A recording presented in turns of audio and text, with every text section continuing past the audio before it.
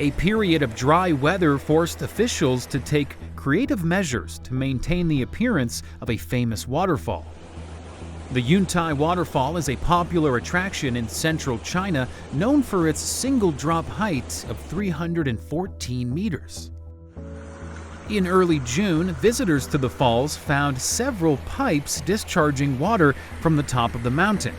Photos of the pipes have gone viral online, sparking debate. In response, officials said the pipes are not meant to create an artificial waterfall, but are used to preserve the site's appearance during the dry season. Authorities reiterated their commitment to preserving Yuntai's landscape and said any measures taken are evaluated to ensure there are no adverse effects on the natural environment.